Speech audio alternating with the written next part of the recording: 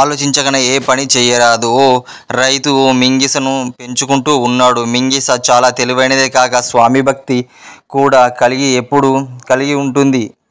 ఓ రైతు ఒకరోజు పని మీద బయటకు వెళ్తాడు. రైతు భార్య అతని కొడుకును నేల మీద పడుకోబెట్టి కడవతో పగ్గం తీసుకొని బావి నుండి నీళ్లు తేవడానికి బయలుదేరుతుంది.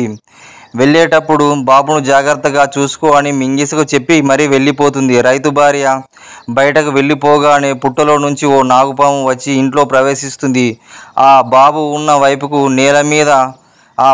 నేల మీద ఉన్న నిద్రపోతున్న వైపుకు పాము చకచక పోసాగింది. మింగిస ఇది పసిగట్టి గబగబా వెళ్ళి పాముపై దూకి పామును 3 ముక్కలుగా కొరికి పడేసింది. తలుపు దగ్గర వచ్చి రైతు భార్య రాకడ కోసం ఎదురు చూస్తూ ఉంది. రైతు భార్య నీళ్ళక్కడ చంకన పెట్టుకొని వచ్చింది.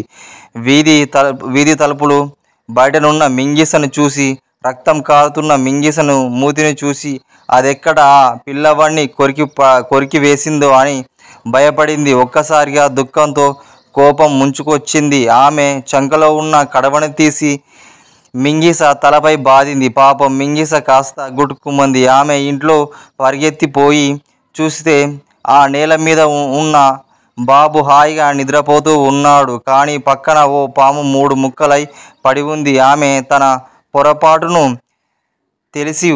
తెలిసి వచ్చి ఆమె ఉన్నపాటుగా మింగిస వైపుకు పరిగెత్తింది. కానీ మింగిస అక్కడికే చచ్చిపోయి ఉన్నది.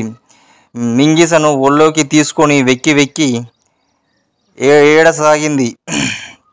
కానీ అప్పుడు ఏడిస్తే ఏం లాభం? అందుకనే పెద్దలు అంటారు, ఆలోచించకుండా ఏ పనైనా చేస్తే ప్రాయశ్చిత్తం పడాల్సి వస్తుంది.